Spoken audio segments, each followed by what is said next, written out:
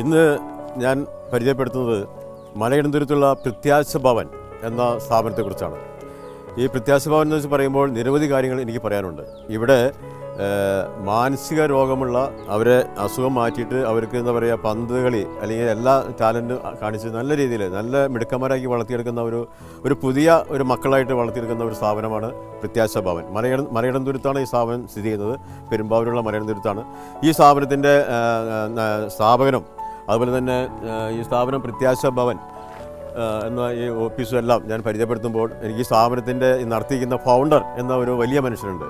അദ്ദേഹം ഒരു ബ്രദർ എന്ന് ഞങ്ങൾ അറിയുന്നത്, ബ്രദർ വർഗീസ് ഞങ്ങൾ പറയുന്നത്. ഈ ബ്രദർ വർഗീസിനെ കുറിച്ച് പറയുമ്പോൾ ഒന്നുമില്ലായ്മയിൽ നിന്നാണ് ഇത്രയും വലിയ കാര്യങ്ങൾ ചെയ്തത്. അദ്ദേഹത്തിൻ്റെ ഒരു വലിയ മനസ്സുകൊണ്ട് മാത്രം ഇങ്ങനെ ഒരു സ്ഥാപനം കെട്ടിപ്പടുക്കാൻ സാധിച്ചു. അദ്ദേഹം രാപകൽ ഇപ്പോഴും അധ്വാനിക്കുകയാണ്. ഈ നിരാലംബരായ അല്ലെങ്കിൽ ആരുമില്ലാത്ത എല്ലാവരും തള്ളിപ്പറയുന്ന കുടുംബക്കാരടക്കം തള്ളിപ്പറയുന്ന മാനസിക രോഗമുള്ള ആളുകളെ വഴിയിൽ എന്താ പറയുക, പട്ടികളും പൂച്ചകളും എല്ലാം മനുഷ്യരോട് കല്ലെറിഞ്ഞ് കൊല്ലുന്ന ആ സ്ഥിതിയിലുള്ള ആളുകളെ രക്ഷപ്പെടുത്തി അവരെ സമൂഹത്തിൻ്റെ മുഖ്യധാരയിലേക്ക് എത്തിയതിനു വേണ്ടി പരിശ്രമിക്കുന്ന ഒരു വലിയ മനുഷ്യനാണ്, വലിയൊരു മനസ്സുള്ള മനുഷ്യനാണ് ബ്രദർ വർഗീസ്.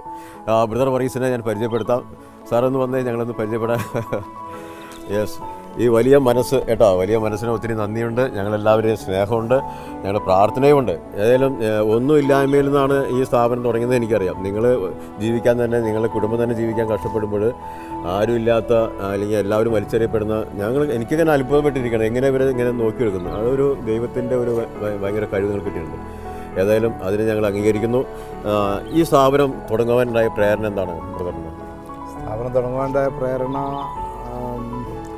തെരുവോരങ്ങളിൽ അലയുന്ന ഭിക്ഷാടകരും മാനസിക രോഗികളായിട്ടുള്ള ആളുകളുടെ ഇടയിൽ പ്രവർത്തിക്കണം എന്നുള്ള ഒരു ദൈവനിയോഗം എൻ്റെ മനസ്സിൽ തോന്നുകയാണ്. ഒരു ദൈവവിളിയായിരുന്നു. ദൈവവിളി. ഒരു ബൈബിൾ അടിസ്ഥാനത്തിൽ വേണമെങ്കിൽ 100% അങ്ങനെ വിശ്വസിക്കാം. ബൈബിൾ പറയുന്ന ആ കാര്യം ഈ തുടങ്ങുമ്പോൾ എന്ന് തുടങ്ങിയത് 1995 പെരുമ്പാവൂർ ഗവൺമെൻറ് ഹോസ്പിറ്റലിലെ നിർധനരായ ഒരു രോഗിയെ സ്വന്തം വീട്ടിൽ കൊണ്ടുവന്ന് താമസിപ്പിച്ച് തുടങ്ങി.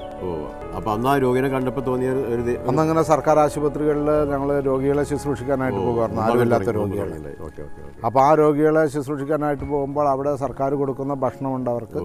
അപ്പം ഞങ്ങൾ കുറച്ച് ഭക്ഷണം വേറെ ആഴ്ചയിലൊരു ദിവസം ഞങ്ങൾ ഞങ്ങളുടേതായിട്ടുള്ള രീതിയിൽ ഉണ്ടാക്കി ഞങ്ങൾ കൊണ്ടുവന്ന് ആ രോഗികളെ സന്തോഷിപ്പിക്കാൻ ഞങ്ങളുടെ കുടുംബവും പിന്നെ ഞങ്ങളുടെ സഹോദരങ്ങളുണ്ട്. ആ കൂട്ടത്തിൽ ഒരു പ്രയർ മീറ്റിംഗ്, ഒരു ഗ്രൂപ്പ് ഉണ്ട്. അങ്ങനെ ഞങ്ങൾ പ്രാർത്ഥന ഗ്രൂപ്പ് മുമ്പേ ഉണ്ടായിരുന്നു. ആ പ്രാർത്ഥന ഗ്രൂപ്പിൽ നിന്നാണ് ഇങ്ങനെ ഒരു പ്രാർത്ഥനാ ഗ്രൂപ്പ് 90-ൽ തുടങ്ങിയതാണ്. അപ്പോൾ ആ ഗ്രൂപ്പിൽ നിന്ന് ഞങ്ങളിങ്ങനെ ഈ ദൈവിക പ്രവർത്തനങ്ങൾ ചെയ്യണമെന്നുള്ള ചിന്തയിൽ പ്രാർത്ഥന മാത്രം പോരാ, പ്രവൃത്തിയും വേണമെന്ന് തോന്നി. പ്രവൃത്തി വേണം. പ്രാർത്ഥനയ്ക്കാൻ വലുത് പ്രവൃത്തിയാണ്. അങ്ങനെ ഒരു ഉൾവിളി തോന്നി അല്ലേ? അതെ, പ്രാർത്ഥനയോടൊപ്പം തന്നെ പ്രവൃത്തി. അതിങ്ങനെ ബൈബിള് വചനം പറയുന്നുണ്ട്, പ്രവൃത്തിയില്ലാത്ത വിശ്വാസം ചത്തതാണെന്ന്. ഓക്കെ. നസ്രത്ത് മാനിഫെസ്റ്റോ എന്ന് പറയുന്ന ഒരു സംഭവം തന്നെ, യേശുവിൻ്റെ മുഖ്യ പ്രഭാഷണം ദരിദ്രരെ. ഇപ്പം നമുക്ക് എത്ര ആളുകൾ ഇതുവരെ സംരക്ഷിച്ചിട്ടുണ്ടോ? ഏകദേശം ഒരു 500-ൽ മീതെ 500-ഓളം പേരെ നമ്മൾ തെരുവിൽ രക്ഷപ്പെടുത്തി. അതെ. അതിൽ സുഖമായ ആൾക്കാരെ എത്ര ഉണ്ടാവും? സുഖമായ ആളുകൾ 300 പേര്, അത്രയും പേര് സൗഖ്യം വന്ന ആളുകളുണ്ടാവും. ആളുകൾ നമ്മൾ രക്ഷിച്ച ഓരോ വീടുകളിൽ. അതെ. പിന്നെ വീടുകളിൽ നിങ്ങൾ എത്തിക്കുമ്പോൾ എല്ലാവരും സ്വീകരിക്കുന്നുണ്ടോ? വീടുകളിലെത്തിക്കുമ്പോൾ എല്ലാവരും സ്വീകരിക്കാനുള്ള മനസ്സ് കാണിക്കുന്നില്ല. കാരണം എന്താണെന്ന് വെച്ച് കഴിഞ്ഞാൽ മാനസിക രോഗമെന്ന് പറയുന്നത് എല്ലാവരാലും വെറുക്കപ്പെട്ട ഒരു രോഗമാണ്. രോഗി എന്താ ചെയ്യണമെന്ന് രോഗിക്ക് അറിയില്ല. അപ്പോൾ അതുകൊണ്ട് തന്നെ വീട്ടുകാരെ സംബന്ധിച്ചിടത്തോളം വീട്ടുകാർ രോഗിയെ കൊണ്ട് വർഷങ്ങൾ കഷ്ടപ്പെട്ടിട്ടുണ്ടോ, 30 വർഷം 40 വർഷമൊക്കെ കഷ്ടപ്പെട്ടതാണ്. അപ്പോൾ രോഗിയെ മരിക്കുന്നുമില്ല, രോഗം മാറുന്നുമില്ല. ഇങ്ങനത്തെ ഒരവസ്ഥയിൽ വീട്ടുകാർക്ക് ഭയാനകമായ ഒരവസ്ഥയാണ്. അതുകൊണ്ട് അവരെ സ്വീകരിക്കാൻ മടി. അവർക്ക് വെറുപ്പ് കൊണ്ടാകണമെന്നില്ല, നിവൃത്തിയില്ലാത്തതുകൊണ്ട് ഉപേക്ഷിക്കുന്ന ഇങ്ങനെ സംരക്ഷിക്കുമ്പോൾ നമ്മുടെ ഈ രോഗികളിൽ നിന്ന് സന്തോഷം ഒത്തിരി കിട്ടിയിട്ടുണ്ടാവും. അത് ഉറപ്പാണ്. അതേസമയം ആരെങ്കിലും വീട്ടുകാർ അല്ലെങ്കിൽ സമൂഹത്തിൻ്റെ എതിർപ്പുകൾ ഉണ്ടായിട്ടുണ്ടോ? എതിർപ്പുകൾ ധാരാളം ഉണ്ട്. ഉണ്ടല്ലേ? എതിർപ്പുകൾ ധാരാളം ഉണ്ടോ എന്ന് പറയുന്നത് സമൂഹം ഇത് മനസ്സിലാക്കുന്നില്ലല്ലോ. നമ്മൾ ചെയ്യുന്ന ഈ പ്രവർത്തനം ഇപ്പോൾ ദൈവികമാണെന്ന് പറഞ്ഞാൽ അത് ആ മേഖല ചിന്തിക്കുന്നത് തട്ടിപ്പാണ്. ഏറ്റവും സങ്കടപ്പെട്ട സംഭവം ഉണ്ടാക്കണേ, നിങ്ങളെ വേദനിപ്പിക്കുന്ന ഉണ്ടായത് എന്താണ്? അങ്ങനെ ഓർത്തെടുക്കാവുന്ന ഏറ്റവും വലുത് എല്ലാം പറയാൻ പറ്റില്ല. അല്ല, അങ്ങനെ ഏകദേശം ഒരു സംഭവം ഓർമ്മയിലുണ്ടോ? എന്തെങ്കിലും പറയാൻ പറ്റിയതുണ്ടോ? അങ്ങനെ ഞങ്ങൾക്ക് വേദനിപ്പിക്കുന്ന സംഭവം എല്ലാം സഹിക്കുന്ന ആളാണെന്ന് അറിയാം, എല്ലാം സഹിച്ചു പോകുന്നു, എന്നാലും നമുക്ക് സഹിക്കാൻ പറ്റാത്തുണ്ടോ എന്നറിയാൻ ചോദിച്ചാൽ. അല്ല, പ്രത്യേകിച്ച് അങ്ങനെ ഓർത്തിരിക്കണില്ല. ഇല്ല, എല്ലാം നമുക്ക് ധാരാളം എന്നും ഇത് തുടങ്ങിയപ്പോൾ 20 വർഷത്തോളം ആകുമ്പോൾ 20 വർഷമായിട്ടും ഈ സമൂഹത്തിൽ നിന്നും വ്യക്തിപരമായ ഏത് രീതിയിൽ ഇവരിൽ നിന്ന് തന്നെ രോഗികളിൽ നിന്ന് തന്നെ നമുക്ക് ധാരാളം ഉണ്ടാവില്ല, അവർക്കറിയില്ലല്ലോ. ഏതായാലും രോഗികളിൽ നിന്ന് കിട്ടുന്നത് നമുക്കറിയാൻ പറ്റും. അവർക്ക് മാനസിക രോഗമുള്ള കാരണം നിങ്ങളെ ചെയ്യണത് അവർ തന്നെ അറിയുന്നില്ല, അവരെന്താ ചെയ്യണത്. പക്ഷേ അവർ രോഗം മാറിക്കഴിയുമ്പോൾ അങ്ങനെ ആരും നിങ്ങൾ തള്ളി പറയുന്നുണ്ടോ? രോഗം മാറിക്കഴിഞ്ഞിട്ട് തള്ളി പറയുന്നതിനേക്കാളൊക്കെ ഉപരി അവരെ സന്തോഷിച്ചിരിക്കുന്നതാണ്. ഏതായാലും നിങ്ങളുടെ ഈ പ്രവർത്തനത്തിന് എനിക്ക് എന്തുമാത്രം നന്ദി പറയുന്നത് എനിക്കറിയില്ല. നിങ്ങളുടെ സമൂഹം മൊത്തം, ഈ ലോകം മുഴുവനും നിങ്ങൾ അംഗീകരിക്കും, യാതൊരു സംശയമില്ല. എന്നുവെച്ചാൽ ഒരു സാധാരണ ഒരു മനുഷ്യൻ എന്ന് പറഞ്ഞ പോലെ ഏറ്റവും ജീവിക്കാനായിട്ട് ബുദ്ധിമുട്ടില്ലായിരുന്നു സ്വർഗത്തിലൊക്കെ. സാധാരണ ഒരു വീട്ടിൽ എനിക്കറിയാം, ഞാൻ അന്വേഷിച്ചപ്പോൾ ഇവിടെ എല്ലാവരും പറയാറുണ്ട് ഏറ്റവും എന്താ പറയുക, കൂലിപ്പണിയെടുത്ത് വരെ ജീവിച്ചിട്ടുണ്ടല്ലേ? പിന്നെ തീർച്ചയായിട്ടും കൂലിപ്പണിയെ ചെയ്ത് ജീവിച്ച ഒരാളാണ്. കൂലിപ്പണി എന്ന് പറഞ്ഞാൽ സ്വന്തം വയറ് നിറയ്ക്കാൻ ജീവിക്കാൻ പറ്റാത്തതുകൊണ്ട് കൂലിപ്പണി എടുത്ത് ജീവിച്ച ഒരാളാണ് ബ്രദർ വർഗീസ്. ഈ ബ്രദർ വർഗീസ് സമൂഹത്തിൽ ഇന്നിപ്പോൾ ചെയ്യുന്ന കാര്യങ്ങൾ ഇപ്പം ഞാനിവിടെ നിന്ന് കണ്ടപ്പോൾ തന്നെ ഇവർ ഇത്രയും രോഗികൾ തെരുവിൽ തെരുവ് നായ്ക്കൾ കടിച്ചു കയറി അല്ലെങ്കിൽ മനുഷ്യർ കല്ലെറിഞ്ഞ് കൊല്ലുന്നു, അതല്ലെങ്കിൽ എന്താ പറയുക എല്ലാ പീഡനങ്ങളും സഹിക്കുന്ന ആൾക്കാർ. തീർച്ചയായിട്ടും മാനസിക രോഗികളെ പ്രത്യേകം ശുശ്രൂഷിക്കാൻ തന്നെ കാരണം അതാണ്. ഈ സമൂഹത്തിൽ ഒരു പ്രായമായ ഒരാളാണെങ്കിലും ഒരു കുട്ടിയാണെങ്കിലും അവർക്ക് സ്വന്തം വാങ്ങി കഴിക്കാനെങ്കിലും പറ്റും, ഒരാവശ്യം ചോദിക്കാൻ അവർക്ക് പറ്റും. ഒരു മാനസിക രോഗിയെ സംബന്ധിച്ചിടത്തോളം ഒരു ആവശ്യം ചോദിക്കാൻ അറിയില്ല. അപ്പോൾ അതുകൊണ്ട് തന്നെ അവരെ പലപ്പോഴും സമൂഹത്തിൽ ധാരാളം ഉപദ്രവം ലഭിക്കുന്നുണ്ട്. അപ്പോൾ അങ്ങനെ ഞങ്ങൾ ആദ്യം ഇവിടെ ഈ സ്ഥാപനത്തിൽ അല്ലെങ്കിൽ ഈ എൻ്റെ വീട്ടിൽ ഇങ്ങനെ ശുശ്രൂഷ തുടങ്ങുമ്പോൾ എല്ലാത്തരം ആളുകളും ഉണ്ടായിരുന്നു. കുട്ടികളുണ്ടായിരുന്നു, അമ്മമാരുണ്ടായിരുന്നു, അപ്പന്മാരുണ്ടായിരുന്നു, മനോരോഗികൾ. പക്ഷേ ഏറ്റവും അർഹതപ്പെട്ടത് മാനസിക രോഗികളാണെന്ന് ആ കാലത്ത് ചിന്തയിൽ നിന്ന് അവർക്ക് വേണ്ടി ഇവർക്കാണ് ഏറ്റവും അർഹതപ്പെട്ടത്. ഇപ്പോൾ സ്ത്രീകളായിട്ട് അവർക്ക് വേണ്ടി പ്രത്യേക ഒരു സ്ഥാപനമുണ്ട്, പുരുഷന്മാർക്കായിട്ടുള്ള സ്ഥാപനം, രണ്ടായിട്ട് പോകുന്നുണ്ട്. എന്തായാലും ഇങ്ങനെ ഈ മനസ്സ് തോന്നിച്ച കാരണം കുറേ പേർക്ക് ജീവിതം കിട്ടി. ഈ ഇത്രയും റിസ്ക് എടുത്തിട്ട്, ഇത്രയും റിസ്ക് എന്ന് പറഞ്ഞാൽ അപാര റിസ്ക് തന്നെയാണ്. ഈ റിസ്ക് എടുത്ത് ഇങ്ങനെ കൊണ്ടുനടക്കുന്നതിൽ ഞങ്ങളെല്ലാവരും അംഗീകരിക്കുന്നു. ഇപ്പോൾ ആകെ എത്ര പേര് ഇപ്പോൾ ലൈവ് ഉണ്ട് ഇവിടെ? ഇപ്പോൾ 50 പേര് പുരുഷന്മാരും 23 പേര് സ്ത്രീകളുണ്ട്. പിന്നെ അവരെ നോക്കുന്ന ഏതാള് 10-12 പേര് സ്റ്റാഫ് ഉണ്ടല്ലേ, എല്ലാം ഉണ്ട്. പിന്നെ ഒരു കൂട്ടായ്മ. അപ്പോൾ ഡെയിലി ഇതിൻ്റെ ഫുഡും വരുമാനമൊക്കെ എങ്ങനെ സന്മസുള്ള ഒരു സഹായം മാത്രമേ ഉള്ളൂ? അത് തീർച്ചയായിട്ടും അത്രേ ഉള്ളൂ. വേറെ ഗ്രാൻഡൊന്നും കിട്ടും? വേറെ ഗ്രാൻഡൊന്നും ആയിട്ടില്ല, ഇതുവരെ ആയിട്ടില്ല. ഗവൺമെന്റ് ഗ്രാൻഡ് തരുമെന്ന് പറയുന്നുണ്ട്.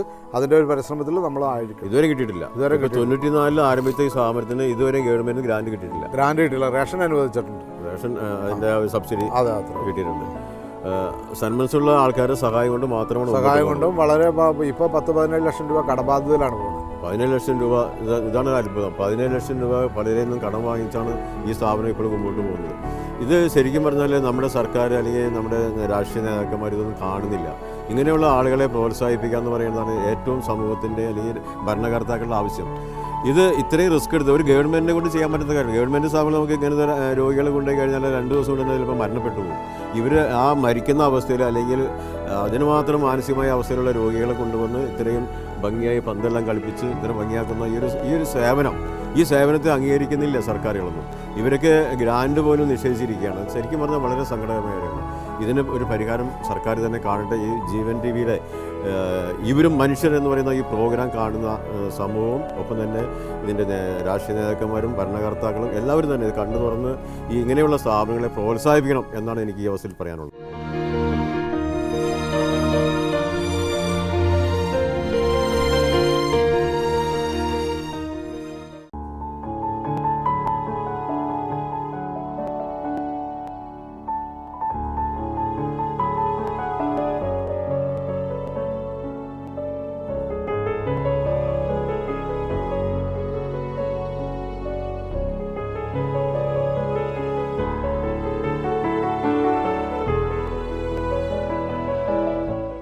ഈ സ്ഥാപനത്തിൽ നിരവധി സങ്കടങ്ങളും അതുപോലെ തന്നെ ഒത്തിരി കഷ്ടപ്പാട് കഴിച്ച മക്കൾ എന്ന് വിളിക്കപ്പെടുന്ന കുറേ വ്യക്തികളുടെ കഥ ഇവിടെ പറയാനുണ്ട്. ഈ സ്ഥാപനം നടത്തുന്നത് തന്നെ ഒരു വലിയ അത്ഭുതം പോലെ തന്നെയാണ്. അങ്ങനെയുള്ള ഒരു സ്ഥാപനത്തിലാണ് ഞങ്ങളിപ്പോൾ നിൽക്കുന്നത്. ഈ സ്ഥാപനത്തിലെ 1-2 പേരെ ഞങ്ങളിവിടെ പരിചയപ്പെടുത്താൻ പോവുകയാണ്. ഇത് എൻ്റെ അടുത്തിരിക്കുന്നത് ഗുരുജിയാണ്. ഈ ഗുരുജിയെ കുറിച്ച് പറയുമ്പോൾ പ്രീത് ഈ സ്ഥാപനത്തിൻ്റെ ഒരു ഉടമസ്ഥൻ തന്നെയാണെന്ന് പറയാം. പ്രീതിൻ്റെ ഫാദറിലോയാണ് ഈ സ്ഥാപനത്തിൻ്റെ മെയിൻ സ്ഥാപകനും അതിൻ്റെ ഫൗണ്ടറെല്ലാം ഫാദറിലോയ വർഗീസാണ്. വർഗീസിൻ്റെ മകളെ കല്യാണം ചെയ്യാൻ പ്രീത്. എന്തായാലും ഗുരുജിനെ കുറിച്ച് പറയുമ്പോൾ പ്രീതിന് ഒത്തിരി കാര്യങ്ങൾ പറയാനുണ്ട്. പ്രീത് പറയണത് 2006 2006 ഗുരുജി ഇവിടെ വരുന്നത്. അന്ന് ആലുവ റെയിൽവേ സ്റ്റേഷനിൽ എന്താ പറയുക, ശരിക്കും മാനസിക രോഗം ബാധിച്ച് ഇങ്ങനെ തെരുവിൽ അലഞ്ഞിരുന്ന് എല്ലാവരും കല്ലേറ് കൊണ്ട് അതുപോലെ തന്നെ കീറി പറഞ്ഞ ഡ്രസ്സൊക്കെ ഇട്ട് ആകെ പക്ക ഒരു ഭ്രാന്തന്മാർ നടക്കുന്ന അതേമാതിരി തന്നെയുള്ള ഒരു വേഷത്തിലായിരുന്നു ഇവരെ രക്ഷിക്കുമ്പോൾ ഉണ്ടായത്. ഞങ്ങളതിൻ്റെ വിഷ്വലെല്ലാം കണ്ടിരുന്നു. ഭയങ്കര സങ്കടമാണ് ഈ ഗുരുജിനെ കുറിച്ച് പറയുമ്പോൾ. ഇപ്പോൾ സന്തോഷ വാർത്ത എന്ന് പറയുന്നതാണ് ഞങ്ങൾക്ക് പറയാനുള്ളത്. ഗുരുജി ഇന്നിപ്പോൾ അസുഖമെല്ലാം മാറി നല്ല മിടുക്കനായിരിക്കുകയാണ്. ഗുരുജിക്ക് പഞ്ചാബിലെ ഒരു അഡ്രസ്സ് തന്നെ പറയാൻ സാധിക്കുന്നുണ്ട്. അപ്പോൾ ആ അഡ്രസ്സ് വെച്ചിട്ട് നമ്മുടെ പ്രീതും ഈ ഇവിടുത്തെ ഭാരവാഹികളെല്ലാവരും കൂടിയും പഞ്ചാബിലേക്ക് പോകാൻ തയ്യാറായിക്കൊണ്ടിരിക്കുകയാണ്. ഗുരുജിനെ പഞ്ചാബിൽ ചെന്ന് അന്വേഷിക്കാൻ പോവുക. ഒരു അഡ്രസ്സ് ഗുരുജിക്കുണ്ട്. ആ ഗുരുജിയുടെ അഡ്രസ്സ് വെച്ചിട്ട് പഞ്ചാബിലേക്ക് പോകാൻ പോകണം. അപ്പോൾ അങ്ങനെ പഞ്ചാബിലേക്ക് അടുത്ത് തന്നെ പോകും. പഞ്ചാബിലേക്ക് പോകുമ്പോൾ ഒരു പക്ഷേ ഗുരുജിയുടെ ഭാര്യയുണ്ടോ അതല്ലെങ്കിൽ മക്കളുണ്ടോ എന്നറിയില്ല, ആരൊക്കെ ഉണ്ടെന്ന് അറിയാൻ പാടില്ല, സ്വന്തക്കാരാർക്കെന്ന് അറിയാൻ പാടില്ല. എന്തായാലും വലിയൊരു സന്തോഷ സുദിനമാണ് ഗുരുജിക്ക് കിട്ടാൻ പോണത്. ആ സന്തോഷം മൂലമാണ് ഗുരുജി ഇപ്പോൾ ഇരിക്കുന്നത്. ഗുരുജിയുടെ എല്ലാ അസുഖങ്ങളും മാറി ആൾ നല്ല മിടുക്കനായി. ഇപ്പോൾ ഞങ്ങളിവിടെ വോളിബോൾ കളിച്ചു. വോളിബോൾ കളിക്കുമ്പോൾ പക്ക ഒരു വോളിബോൾ പ്ലെയർ തന്നെയാണ്. പഞ്ചാബിൽ നല്ലൊരു വോളിബോൾ പ്ലെയർ ആണെന്ന് എനിക്ക് തോന്നുന്നു.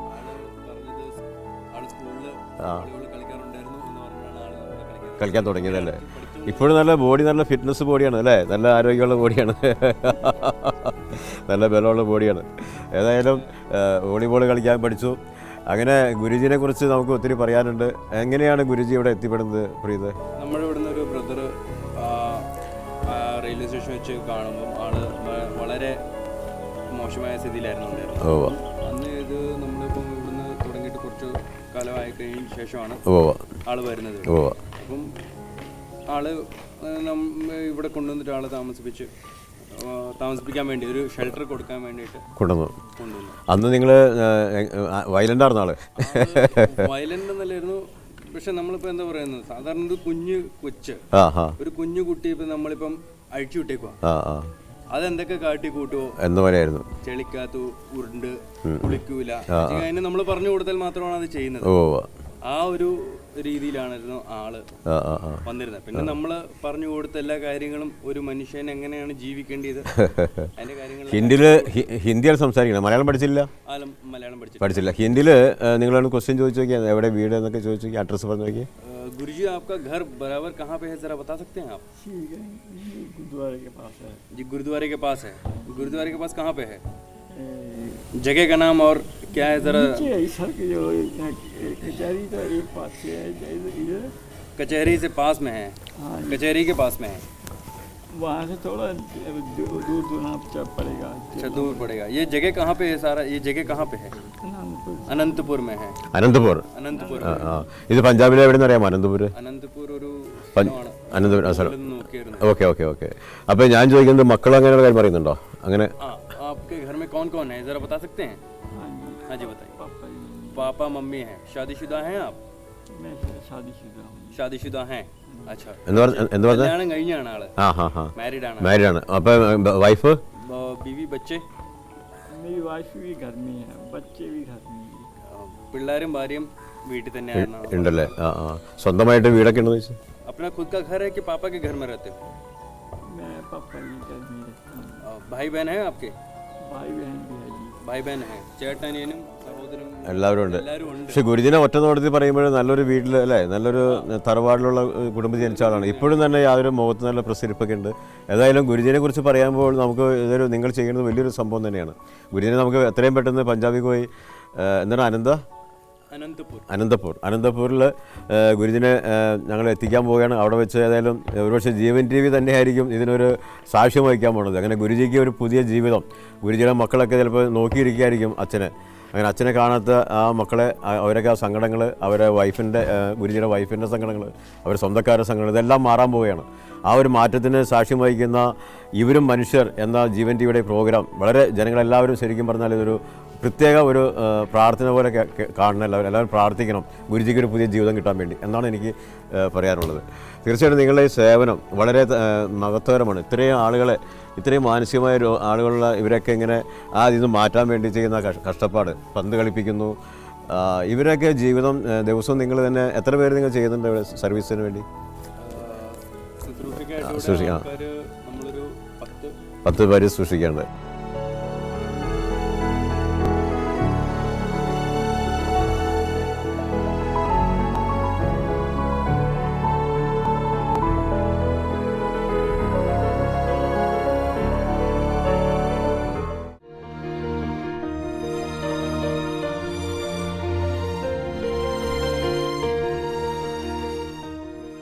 ഈ പ്രത്യാശ ഭവനിൽ 60ഓളം മക്കൾ തന്നെയുണ്ട്.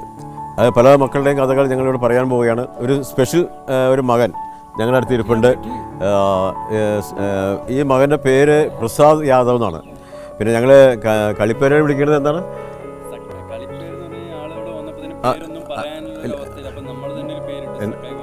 സക്കായി ബാപ്പു എന്ന് പറയുന്ന പ്രസാദ് യാദവാണ് എൻ്റെ അടുത്തിരിക്കുന്നത്. നല്ലൊരു കോമഡിക്കാരനാണ് അദ്ദേഹം. ഭയങ്കര തമാശയാണ്, എപ്പോഴും നല്ല തമാശയാണ്. ആളെപ്പോഴും ചിരിച്ചുകൊണ്ടിരിക്കുള്ളൂ. നമ്മുടെ പണ്ടത്തെ സംഗരാടിയുടെ ഒരു മോഡൽ തന്നെയാണ്. സംഗരാടി എങ്ങനെ ഇരിക്കുന്നു അതേപോലെ തന്നെയാണ് നമ്മുടെ ബാപ്പുവിനെ കുറിച്ച് ഒത്തിരി കഥകളുണ്ട്. ബാപ്പുവിൻ്റെ കഥകളെല്ലാം നിങ്ങൾക്ക് കാണുമ്പോൾ തന്നെ നമ്മൾ സങ്കടം തോന്നും. ഇപ്പോൾ ബാപ്പു ഒരുവിധം നോർമലായിട്ടുണ്ട്. ആ നോർമലിൽ കൂടെ ഞങ്ങൾ ഇപ്പോൾ ആൾ മിടുക്കനായി വന്നുകൊണ്ടിരിക്കുകയാണ്. ഇതിനെക്കുറിച്ച് എന്തൊക്കെയാണ് സക്കായി ബാപ്പിനെ കുറിച്ച് പറയാനുള്ളത്? എങ്ങനെയാണ് നിങ്ങൾക്ക് കിട്ടിയത്? എത്ര നാളെ കിട്ടിയിട്ട്? 2006 എന്നാണ് ഫയൽ നോക്കിയപ്പോൾ കണ്ടത്. ഓക്കെ, 2006 കിട്ടി. Okay okay okay. എങ്ങനെയാണ് നിങ്ങൾ കിട്ടിയത് സക്കായിന്? കോതമംഗലം ഭാഗത്ത് ഒരു ഇവിടെ പ്രവർത്തിക്കുന്ന ശുശ്രൂഷകൻ അവിടുന്ന് ഇങ്ങനെ കിടക്കായിരുന്നു ഒരു ചായക്കടയിൽ അവിടുന്നാണ് ആളെ കൊണ്ടിരുന്നത്. അപ്പൊ അന്ന് ഇത്ര തടിയൊക്കെ ഉണ്ടായാ? എന്ന് പറഞ്ഞു കഴിഞ്ഞാൽ ശരിക്കും പറഞ്ഞാൽ മുടിയും നഖവും എല്ലാം നീണ്ട് ആകെ എന്താ പറയുന്ന ഒരു വികൃത ജീവി, മനുഷ്യൻ എന്നൊരു പറയാനൊരു പോലെ അല്ലായിരുന്നു. അപ്പൊ സക്കായിയുടെ കഥകളൊക്കെ ചോദിച്ചോ? ആരൊക്കെ ഉണ്ട്, എവിടെയൊക്കെയാണ് വീട് എവിടെയാ? ഇപ്പം ആളുടെ ഉത്തർപ്രദേശാണ് വീട്. ഉത്തർപ്രദേശ്. UP ആണ് ആളുടെ വീട്. UP. ആളുടെ ശരിക്കുള്ള പേര് പിന്നീട് കുറെ നാൾ കഴിഞ്ഞതിന് ശേഷമാണ് പുള്ളിക്കാരൻ പേര് ക്ലിയർ ആയിട്ട് പറഞ്ഞത്. എന്താണ് ശരിക്കുള്ള പേര്? ശരിക്കുള്ള പേര് മധുര പ്രസാദ് യാദവ്. മധുര പ്രസാദ് യാദവ്. യാദവാണ്. അപ്പോൾ യാദവ് ഒരു ഫേമസ് ലീഡറൊക്കെ ഉണ്ടല്ലോ യാദവ്. Okay okay. ശരിക്കും പറഞ്ഞെങ്കിൽ നമ്മൾ പ്രത്യാശ എന്ന് പറഞ്ഞാൽ എല്ലാവർക്കും ഉണ്ട്. ആളുടെ കാര്യത്തിൽ നമുക്ക് വലിയ പ്രത്യേകിച്ച് നമ്മൾ ഇവിടെ തന്നെ ആള് നിൽക്കുമെന്നുള്ളൊരു നമുക്കൊരു ഇതുണ്ട്. നമ്മുടെ വീട്ടിൽ അച്ഛനമ്മയില്ല. ഒരു സഹോദരി ഉണ്ടായിരുന്നു. ആ സഹോദരിയും മരണപ്പെട്ടിരിക്കുന്നു. ആ സഹോദരിക്ക് ഒരു മോളുണ്ട്. അതിനെ കല്യാണം കഴിച്ചിരിക്കുന്നു. നമ്മള് ആളെ കൂട്ടിക്കൊണ്ട് പോവുകയാണെങ്കിൽ തന്നെ അവര് സ്വീകരിക്കുമെന്ന് നമുക്കൊരു സംശയമുണ്ടല്ലേ? നമ്മളത് നോക്കുമെന്ന്. ഇല്ലെങ്കിൽ മകൻ നമ്മുടെ കൂടെ തന്നെ. എന്തായാലും സക്കായി ബാപ്പു ഈ പ്രത്യാശ ഭവനിലെ ഒരു നല്ല മിടുക്കൻ മകനാണെന്നല്ല ഇവർ പറയുന്നത്. എന്തായാലും സക്കായി ബാപ്പുവിന് സ്വന്തം വീട്ടിലേക്ക് കൊണ്ടുവന്നാക്കണമെന്ന് ആഗ്രഹമുണ്ടെങ്കിലും കുടുംബക്കാർ ബാപ്പുവിനെ സ്വീകരിക്കുന്നൊരു സംശയമുണ്ട്. ഏതായാലും അതിനുവേണ്ടി പരിശ്രമം നടത്താൻ പോവുകയാണ് അല്ലേ? ഈ പരിശ്രമം തീർച്ചയായിട്ടും വിജയിക്കട്ടെ. നമുക്ക് പോയി നോക്കാം. ആരൊക്കെ സ്വന്തക്കാർ സ്നേഹിച്ചിരിപ്പുണ്ടെന്ന് നമുക്ക് അറിയാൻ പാടില്ല. ചിലപ്പോൾ എല്ലാവരും തന്നെ സ്നേഹിക്കുന്ന മദ്യം കഴിക്കാത്ത ഒരാളാണ് കണ്ടിട്ടല്ലേ? മദ്യമൊന്നും കഴിക്കാൻ ഇപ്പോഴല്ല, പണ്ട് ആൾ നല്ല ഹെൽത്തിയാണല്ലോ, നല്ല ഹെൽത്തി ഉണ്ട്. ഏതായാലും ഒരു പുതിയൊരു മാറ്റത്തിൻ്റെ ഒരു വഴിത്തിരിവാണ് പ്രത്യാശഭവൻ കാണിക്കാൻ പോകുന്നത്. തീർച്ചയായിട്ടും സക്കായി ബാപ്പിൻ്റെ കുടുംബക്കാർക്ക് ഒരു പക്ഷേ ആരെങ്കിലും കാത്തിരിപ്പുണ്ടെങ്കിൽ അവർക്കൊരു പ്രചോദനം കിട്ടാൻ വേണ്ടി നമുക്കൊരു പരിശ്രമം നടത്തണം. അത് നടത്താൻ നിങ്ങൾ തയ്യാറാണല്ലേ? നിങ്ങൾ തയ്യാറാണ്. ഇവിടെ ഇപ്പോൾ എത്ര ഇതുപോലെ കഥകൾ പറയാൻ നിരവധി പേരുണ്ടല്ലേ?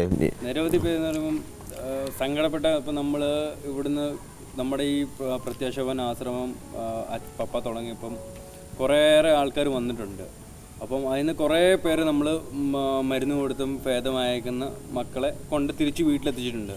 ചിലയിടത്ത് സന്തോഷം ഇതുപോലെ കാണും, ചിലയിടത്ത് ചെല്ലുമ്പോഴത്തേനും അവർ നമ്മൾ ആ പരിസരത്ത് അടുപ്പിക്കുക. അതാണ് ഒരു ചെറിയൊരു നമ്മുടെ സമൂഹത്തിൻ്റെ അല്ലെങ്കിൽ സ്വന്തക്കാർ തന്നെ ആയാലും ഒരു ചെറിയൊരു പ്രശ്നം. ഒരു മാനസിക രോഗം വന്നാൽ ആ മാനസിക രോഗത്തിൻ്റെ പേരിൽ കുടുംബത്തിലെ സ്വന്തക്കാർ തന്നെ അകറ്റി നിർത്തുന്ന ഒരു സമ്പ്രദായം. അതാണ് ഇപ്പോൾ ഈ സ്ഥാപനത്തിൻ്റെ പരിചയം കൊണ്ട് ഇവർ തന്നെ പറയുന്നത്. അതായത് പല സ്ഥലങ്ങളിലും സ്വന്തക്കാർ ഇവരെ വേണ്ട എന്ന് പറഞ്ഞ് എഴുതി തള്ളുകയാണ്.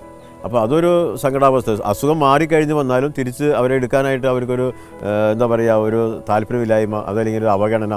അതുകൊണ്ട് അവർ ഒരു നിരാശയാവുകയാണ്. എന്നാലും ചില നല്ല കുടുംബങ്ങളല്ലേ കുറേ ആളുകൾ എടുത്തിട്ടുണ്ട്, കുറേ ആൾക്കാർ ഇങ്ങനെ രക്ഷപ്പെട്ടിട്ടുണ്ട്. അപ്പോൾ അതുപോലെ കുറേ പേർക്ക് ജീവിതം കിട്ടാൻ വേണ്ടിയാണ് ഇപ്പോൾ ഈ സ്ഥാപനം തന്നെ കൊണ്ടു നടക്കുന്നത്. ഏതായാലും കുടുംബക്കാർ ഉപേക്ഷിക്കുന്ന ഒരു സമ്പ്രദായത്തോട് നമുക്ക് യോജിക്കാൻ പറ്റുന്നില്ല. ഒരാൾക്ക് അസുഖം വന്നു കഴിയുന്നത് ആർക്ക് വേണമെങ്കിലും അസുഖം വരാം, ഏത് സമയത്തും അസുഖം വരാം. ഒരു മാനസിക രോഗം എന്ന് പറയുന്നത് അത് എന്താ പറയുക, ആ അദ്ദേഹത്തിൻ്റെ സ്വഭാവ ദൂഷ്യം കൊണ്ട് വന്ന സംഭവമല്ല, അത് പെട്ടെന്നുണ്ടാകുന്ന ഒരു അസുഖമാണ്. ഈ അസുഖത്തെ ഭേദമായി കഴിയുമ്പോൾ കുടുംബക്കാർ തള്ളി പറയണത് ശരിക്കും പറഞ്ഞാൽ അത് ദൈവത്തോട് കാണിക്കുന്ന ഒരു, അല്ലെങ്കിൽ ദൈവത്തിൻ്റെ മുമ്പിൽ ഒരു ശിക്ഷാർഹമായ സംഭവമാണ്. ഇത്രയും എന്താ പറയുക, പരിഷ്കൃത ലോകത്ത് സ്വന്തം ആളുകൾ തന്നെ തള്ളി പറയുന്നൊരവസ്ഥ, അതിനൊരു മാറ്റം പ്രത്യാശ ഭവനിൽ കൂടെ നമുക്ക് കാണിക്കാൻ സാധിക്കുന്നുണ്ട്. കുറേ പേര് അവർ കൊണ്ട് രക്ഷപ്പെടുത്തി അവരെ വീട്ടിലേക്ക് എത്തിക്കുന്നുണ്ട്. അവിടുന്ന് പിന്നെ തള്ളി പറയുന്ന ആൾക്കാരുണ്ടാവും, കൊണ്ടുപോയിട്ട് പിന്നെയും തിരിച്ചു വരുന്നവരുണ്ടാവും. ഇപ്പോൾ ഇതുപോലെ സുഖമായിട്ട് നിങ്ങൾ വീട്ടിൽ കൊണ്ട് നാക്കുന്നു, വീണ്ടും അവിടെ തിരിച്ചു വന്നിട്ടുണ്ടോ? അങ്ങനെ വന്ന മക്കളുണ്ട്. അങ്ങനെ വന്ന മക്കളുണ്ട്. അവരുടെ പേര് പ്രത്യേകം നമുക്ക് എടുത്ത് പറയാൻ പറ്റില്ല. അല്ല, പേര് പറയണ്ട. മക്കളാണുള്ളത് നമ്മുടെ അടുത്ത സമൂഹത്തിൽ തന്നെ ഉള്ള. അപ്പം അവർക്ക് ശരിക്കും പറഞ്ഞു കഴിഞ്ഞെങ്കിൽ മാനസിക ബുദ്ധിമുട്ടുള്ള ഒരാളെ കണ്ടു കഴിയുമ്പോഴത്തേനും ആ കുടുംബത്തിനൊരു പോരായ്മ പോലെ ആ കുടുംബം പൂർത്തീകരിക്കുന്നില്ല എന്നുള്ളൊരു രീതിയാണ് സമൂഹത്തിന് മുമ്പിൽ അവരുടെ നിലയും വിലയും അതെല്ലാം ചോദ്യം വരുമ്പോഴത്തേനും അവരത് അത് നമ്മുടെ നാട്ടിൽ ചെറിയ പ്രശ്നം വെച്ചാൽ ഒരു വിവാഹാലോചന വരുമ്പോൾ കുടുംബത്തെക്കുറിച്ച് അന്വേഷിക്കുമ്പോൾ കുടുംബത്തിൽ ആർക്കെങ്കിലും മാനസിക രോഗം ഉണ്ടെങ്കിൽ ആ മാനസിക രോഗ കുടുംബത്തിൽ നിന്ന് വിവാഹം നടത്തുവാൻ ബുദ്ധിമുട്ടുണ്ട്. അതൊരു കാര്യം ശരി തന്നെയാണ്. പക്ഷേ എങ്കിൽ തന്നെ ആ മാനസിക രോഗം മാറിയ ഒരാൾ, അതല്ലെങ്കിൽ സ്ഥിരം എല്ലാവർക്കും മാനസിക രോഗമില്ല, അതായത് ഒരാൾക്കൊരു മാനസിക രോഗം വന്നു അല്ലേ, ആ കുടുംബത്തെ മൊത്തം പരിചാരിക്കുകയാണ്, എല്ലാവരും ഭ്രാന്തന്മാരാണ് അല്ലെങ്കിൽ എല്ലാവരും മാനസിക രോഗികളാണ് എന്നും അതെ ആർക്ക് വേണമെങ്കിലും എപ്പോൾ വേണമെങ്കിലും വരാം. പക്ഷെ അങ്ങനെ ഇവരെ എഴുതി തള്ളുന്ന അല്ലെങ്കിൽ അവഗണിക്കുന്ന ആ ഒരു സമ്പ്രദായം മാറ്റണം. ശരിക്കും പറഞ്ഞാൽ നമ്മൾ ഒരാൾക്കൊരു മാനസിക രോഗം ഒന്നും അത്ര വലിയ വിഷയമൊന്നുമല്ല അല്ലേ. ഇവിടെ തന്നെ ഇത്രയും ആളുകൾ ഞാൻ നോക്കുമ്പോൾ എല്ലാവരും നല്ല വോളിബോൾ കളിക്കുന്നു, പന്ത് കളിക്കുന്നു, നല്ല മിടുക്കന്മാരായിട്ട് കളിക്കുന്നു. അതൊക്കെ വലിയ സംഭവം തന്നെയാണ്. അത് നിങ്ങൾ ചെയ്യുന്ന ഒരു സേവനം, അതിനെ ഞങ്ങൾ അംഗീകരിച്ചാൽ മതിയാവും. അപ്പോൾ എല്ലാവർക്കും Tata, bye bye. Tata. Okay bye. Hi.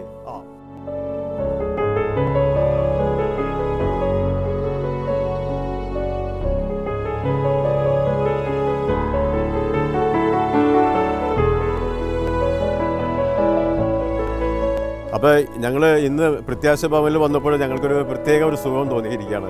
അതായത് മാനസിക രോഗമുള്ള നമ്മുടെ മക്കൾ, ഇവർ മക്കളെന്നാണ് ഇവരെ വിളിക്കുന്നത്, ദൈവത്തിൻ്റെ മക്കളെ പോലെ കാണുന്ന ഈ മക്കൾക്കെല്ലാം നല്ല സുഖമായി സന്തോഷമായി ജീവിക്കാനുള്ള അവസരം ഉണ്ടാക്കി കൊടുത്തിട്ടിരിക്കുകയാണ് നമ്മുടെ ബ്രദർ വർഗീസൊക്കെ. ഏതായാലും പ്രത്യാശ ഭവനിലെ ഇവരുടെ ജീവിതം ഞങ്ങൾക്കെല്ലാവർക്കും പുതിയൊരു അനുഭൂതി ഉണ്ടായിരിക്കുകയാണ്. ഇതൊരു മറ്റു സ്ഥാപനങ്ങൾക്കൊരു മാതൃക പോലെ വന്നിരിക്കുകയാണ്. അങ്ങനെ മാതൃകാപരമായ സേവനം ചെയ്യുന്ന വർഗീസ് ബ്രദറിനെയും നിങ്ങൾ ഇവിടുത്തെ സ്റ്റാഫുകൾക്കും നിങ്ങളുടെ കുടുംബാംഗങ്ങൾക്കും എല്ലാവർക്കും ഞങ്ങളുടെ പ്രത്യേകം നന്ദിയും സ്നേഹവും പ്രാർത്ഥനയും നേർന്നു. ഇനി നമുക്ക് അടുത്തൊരു എപ്പിസോഡിലേക്ക് പോകുന്നതിന് മുമ്പ് ഇവിടെയുള്ള എല്ലാവർക്കും ഒരു ടാറ്റ പറയുകയാണ്.